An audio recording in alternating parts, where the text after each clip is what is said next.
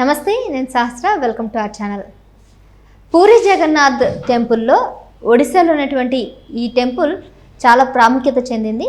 అయితే ఈ టెంపుల్లో ప్రత్యేకంగా రత్న భండార అనే ఒక గర్భగుడి ఉంది. దాంట్లో నుంచి వజ్ర వైఢూర్యాలు, రత్నాలు ఇవన్నీ కూడా చాలా ఆభరణాలంతా కూడా చాలా భద్రంగా పెట్టెలో ఉండి భద్రపరిచిన సందర్భాలు ఉన్నాయి. అయితే ఇప్పుడు ఈ మ్యాటర్ ఎందుకు చెప్తున్నానంటే, దాదాపుగా 46 సంవత్సరాల తర్వాత ఆ రత్న భండార తలుపులను తెరుచుకోబోతున్నాయి. తెరిచి అందులో ఆ వజ్ర వైఢూర్యాలంతా కూడా బయటకు తీసుకురావడం జరిగిందంట. అయితే 46 ఏళ్ళ తర్వాత ఎందుకు తీసుకువచ్చారు, అది తెరవడానికి ఒడిశా ప్రభుత్వం ఏం చేసింది, అసలు ఈ ప్రాసెస్ అంతా ఎలా జరిగింది, ఈ అంశాలన్నీ కూడా మనతో పాటు సీనియర్ జర్నలిస్ట్ హేమసుందర్ గారు ఉన్నారు. ఆయన అడిగి తెలుసుకుందాం. నమస్తే అండి. ఒడిశాలో పూరి జగన్నాథ్ టెంపుల్లో ఉన్నటువంటి రత్న భండార్ 46 ఏళ్ళ తర్వాత తెరుచుకుంటుంది. అప్పట్లో పద్మనాభ స్వామి టెంపుల్లో కూడా ABCD అట్లా 4 తలుపులు ఉన్నాయి.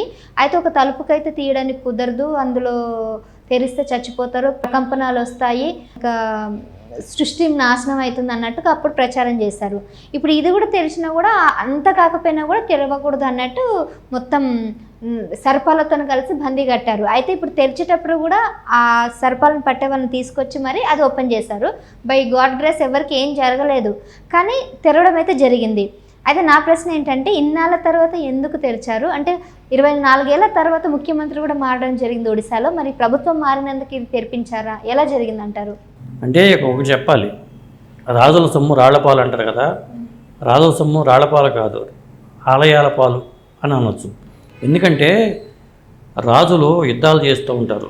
ఒక రాజ్యాన్ని జయించినప్పుడు అక్కడ సొమ్ము కొంతమంది తెచ్చేసుకుంటారు, కొంతమంది ఏంటంటే ఆ సొమ్ముని ఆలయాలకు ఇచ్చేస్తూ ఉంటారు, విరాళంగా ఇస్తూ ఉంటారు. గెలిచిన సందర్భంగా కూడా విరాళాలు ఇస్తూ ఉంటారు. అట్లా ఇంకో కొంతమంది రాజులు ఏంటంటే, అప్పట్లో మనకు ఇప్పుడు ఉన్నట్టుగా బ్యాంకులు గట్రాలు ఏమి ఉండవు కదా, అక్కడ దాచుకుంటే, మన మందిరాల్లో దాచుకుంటే రేపు వచ్చి వేరే రాజు దండెత్తినప్పుడు ఇవన్నీ దోసుకుపోతారు. అందుకోసం అని చెప్పి ఆలయాలు వాళ్ళ రాచరిక మందిరాల్లో వీటిని పెట్టకుండా ఒక దేవాలయాలు కట్టించేసి అక్కడ రహస్య ప్రదేశాలు ఏర్పాటు చేసి అక్కడ దాచుకుంటూ ఉంటారు. ఇది ఒక చరిత్ర చెప్తున్న సత్యం ఇది. ఎందుకంటే చాలా ఆలయాల్లో ఇలాంటి మన సంఘటనలు చూస్తున్నాం. అనంత పద్మనాభ స్వామి టెంపుల్లో మనకి ఆ మధ్యన వార్తలు వచ్చినాయి. ఇప్పుడు పూరి టెంపుల్ గురించి వింటున్నాం. ఇట్లా ఉంటుంది సాధారణంగా. అందువల్ల అది రాజులు చేసిన ఆనవాయితీగా వచ్చిన ఇదే. కాకపోతే ఇప్పుడు ఉన్నది ఏంటంటే, ఈ పూరి జగన్నాథ్ టెంపుల్ని 46 ఏళ్ళ తర్వాత 1978లో కౌంట్ చేశారంటున్నారు. పూర్తిగా కౌంట్ చేయలేదు, 70 రోజుల పాటు జరిగింది. ఇంకా చాలా ఉంది, కానీ కౌంట్ చేయకుండానే క్లోజ్ చేసేసారు అప్పుడు పరిస్థితులు బట్టి. ఇప్పుడు గవర్నమెంట్ స్వేచ్ఛగా వీటిని ఒకసారి తీసి అసలు ఎంత ఉంది ఏంటి దీన్ని అంచనా వేయడం కూడా కష్టం. ఇది దీన్ని లెక్కించడానికి కూడా అప్పుడే 70 రోజులు అనుకున్నప్పుడు ఇప్పుడు కూడా టైం పడుతుంది. ఇంకో అధునాతమైన మిషన్స్ వచ్చినాయి కాబట్టి కొంత ఈజీ అవుతుంది. అందువల్ల ఇప్పుడు ఈ ప్రక్రియ తేలితేగానే ఎంత ఉంది అసలు అక్కడ అనేది తేలుతుంది. అయితే సరే, ఇప్పుడు ఎంత ఉందని లెక్క కట్టి ఏం చేస్తారు సార్? ఎందుకంటే లాస్ట్ టైం పద్మనాభ ఆలయంలో దొరికిన ఆ డబ్బంతా అంటే లెక్క తెలియకపోతే ఎవడో దోసుకుంటారు కదా.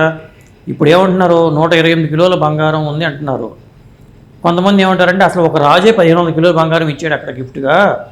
అలాగే అమృత్సర్లో స్వర్ణ దేవాలయానికి ఇచ్చిన సిక్కు ఒక ఆయన దీనికి అంతకన్నా ఎక్కువ ఇక బంగారాన్ని ఇక్కడ ఇచ్చాడు అని చెప్తున్నారు. అలాంటప్పుడు ఒక 3000 కిలోలు 4000 కిలోలు ఉండాలి, కానీ 128 కిలోలు ఎట్లా ఉంటుంది బంగారం అంటున్నారు.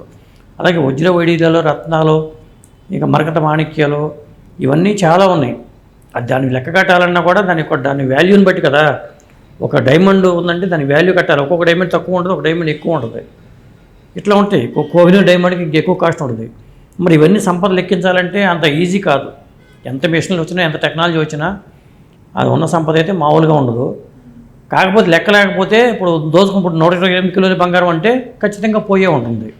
గతంలో లెక్కించినప్పుడు కొంతమంది కొమ్మక్కైపోయారు, అక్కడ సిండికేట్ అయిపోయి తలా కొంత పంచుకుంటే ఎవరేమంటారు. ఇప్పుడున్న వీడియో కెమెరాలు అప్పుడు లేవు కదా. అప్పుడు వీడియో కెమెరాలు కానీ ఇవన్నీ లేవు. ఆ రోజుల్లో మరి పోవడానికి కూడా అవకాశం ఉంది, పోయే ఉంటుందని కూడా అంటున్నారు అందరూ. అయితే ఇప్పుడు లెక్క కడతారు, కరెక్టే, బాగానే ఉందంతా. లాస్ట్ టైం పద్మనాభ టెంపుల్లో కూడా చాలా డబ్బు బయటకు వచ్చింది, అదే సంపద అంతా. ఆ సంపద వల్ల మన ఇండియాకి ఎంతో అభివృద్ధి చేసడానికి ఆస్కారం ఉంది, అంత లెక్కలేని డబ్బు వచ్చింది అన్నారు. ఆలయాల సొమ్ముతో గవర్నమెంట్లు హ్యాండ్ ఓవర్ చేసుకుని చేయాలంటే దానికి అదంత తేలికయ్యే వ్యవహారం కాదు. దానికి చట్టపరంగా చాలా జాగ్రత్తలు తీసుకోవాలి. మన రాజ్యాంగం హక్కుల ప్రకారం మన ప్రభుత్వానికి ఎన్ని మేరకు పరిధి ఉంటుంది, అట్లా అనుకుంటే తిరుపతి దేవస్థానానికి ఎంత ఆదాయం వస్తుంది? వచ్చే ఆదాయం అంతా గవర్నమెంట్ చేసుకుంటే బ్రహ్మాండంగా రాష్ట్రాన్ని సస్యశ్యామలం చేయొచ్చు. కానీ అక్కడ శాస్త్రం ఏం చెప్తుంది? కుబేరుడి అప్పు అని చెప్తుంది. కుబేరుడికి అప్పుగా తీసుకొచ్చాడు, అప్పు తీర్చాలి అంటున్నారు పక్కన. మరి ఇలా మనం వాడేసుకుంటే అప్పు ఎలా తీరుస్తారు మీరు? ఇది సమస్యే కదా. మరి ఆ డబ్బంతా ఎక్కడికి వెళ్తున్నట్టు? అసలు గతంలో రాజులు మరి రాజ్యాలు వేలారు, వాళ్ళ దగ్గర ఇట్లాంటి కిరీటాలు కానీ బంగారం కానీ ఉంటుంది. అదంతా ఏమైంది? అదంతా ఏమైందని ఆలోచించినప్పుడు మరి ఇట్లా భూగర్భాల్లో చాలా ఉంటుంది. చాలా చిరిలిపోయిన దేవాలయాల్లో కానీ కొన్ని చోట్ల చాలా బంగారం ఉండే అవకాశం అయితే ఉంది. ఇదంతా అట్లాంటి బంగారం తీసుకోవచ్చు. కానీ ఇలా అఫీషియల్గా గర్భగుడికి ఒక ఇది ఉంటుంది కాబట్టి దేవుడి కిందే ఉంటాయి. దేవుడి కింద పొలాలు ఉంటాయి. ఆ పొలాలు నేను రాయించుకుంటానంటే కుదురుతుందా? పొలాలు అంటే ఓకే అండి, అవి ఫిజికల్ అయితే ఏం లేదు. కానీ ఇప్పుడు నగలు బంగారం అంతా అలా ఫిజికల్గా అలానే ఉండిపోతున్నాయి కదా. బంగారం అమ్మేసేసి రోడ్లు ప్రాజెక్టులు వేరు కట్టాలనే అట్లా చేయొచ్చు కదా. నేను సాధ్యం కాదు. అది దానికి చెప్పే కదా, చట్టపరంగా చాలా తీసుకోవాలి. ప్రభుత్వాలు వాడుకోవడం కాదు, ప్రభుత్వం అప్పుగా తీసుకోవాలన్నా కానీ దానికి నిబంధనలు ఉంటాయి. ఊరికే కాదు, అప్పుగా తీసుకోవాలన్నా దాన్ని తీసుకొని చేయాలన్నా కానీ ఆ దేవుడు వీటిని ఇష్టానికి చేయకూడదు. దాని ఫలితం చాలా ఉంటుంది. మళ్ళీ పర్యవసానంగా మనం కొన్ని శిక్షలు అనుభవించాల్సి వస్తుంది. దేవుడి మాన్యం దేవుడికే అన్నట్టు. అంటే ఇంకొకటి ఏంటంటే నాగబంధం ఉంటుంది గుడులకి. వాళ్ళు ఏం చేస్తారంటే ఒక భయం, దీని జోలికి వెళ్తే మనం చచ్చిపోతాం, ప్రళయం వచ్చేస్తుంది, ఇలా అంటూ ఉంటారు. అంటే భయం కల్పిస్తారు కొంత. నాగబంధానికి ఉండే వాల్యూ నాగబంధానికి ఉంటుంది. ఒక విధంగా నాగబంధం ఉందని కూడా భయంతో దాని జోలికి పోకుండా గది తెరిస్తే ఏమవుతుందో అనే భయం క్రియేట్. మనకి అనంతపద్మనాభ టెంపుల్ విషయంలో చూసాం, అది ఉంటుంది. ఇంకొక గది అలానే ఉంచారు, ఇంకా తెరవకుండా అలాగే ఉంచారని చెప్తారు.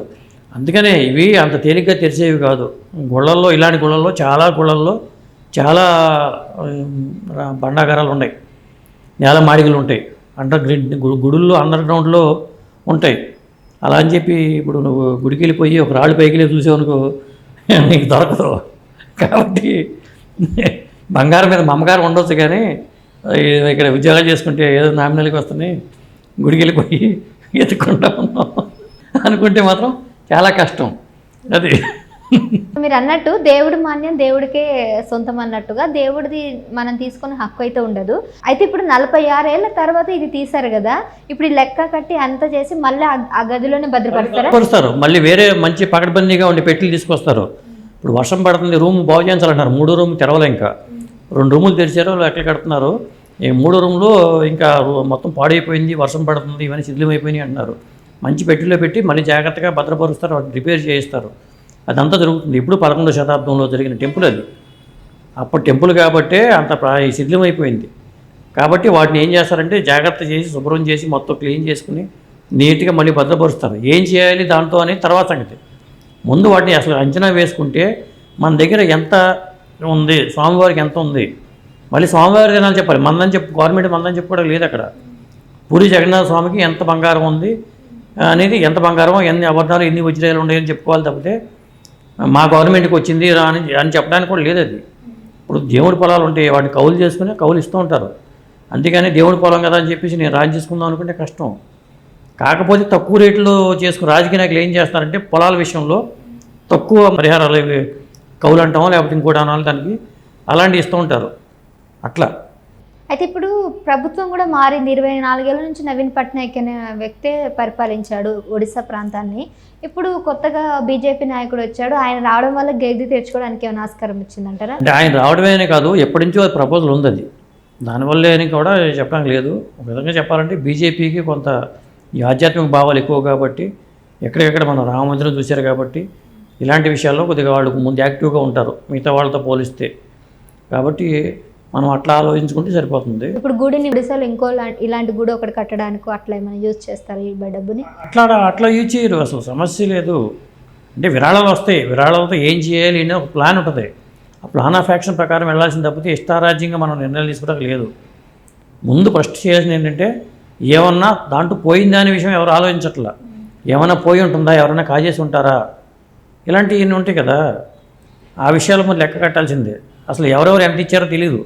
ఒకప్పుడు పూర్వం ఏంటంటే రాజులు ఒక రాజ్యాన్ని దోచుకున్నప్పుడు ఆ రాజ్యంలో ఉండే బంగారాన్ని తీసుకొచ్చి ఇక్కడ గుడికి దేవుడికి ఇచ్చి ఇటు అన్న జరుగుతూ ఉండేది. ఇతరత్ర వ్యవహారాలు మొత్తం వసిపుచ్చుకుంటారు, కానీ కొంత బంగారం ఇవ్వటం కానీ లేదా మొక్కుబడుల రూపంలో విరాళాల రూపంలో వచ్చేది కూడా దీంట్లోనే జమ అవుతుంది. ఇప్పుడు తిరుపతి వెంకటేశ్వర హుండీలో మనం వేసేదంతా కూడా అక్కడ లెక్క ఉంటుంది. బంగారం ఎంత వచ్చింది, డబ్బు ఎంత వచ్చింది, వజ్రాభరణాలు ఎంత వచ్చినాయి, ఇవన్నీ ఒక లెక్క ఉంటుంది. లెక్క ఉన్నా అవి స్వామివారికి చెందినవే తప్పితే వేరే విధంగా మనం దాన్ని చూడటానికి లేదు.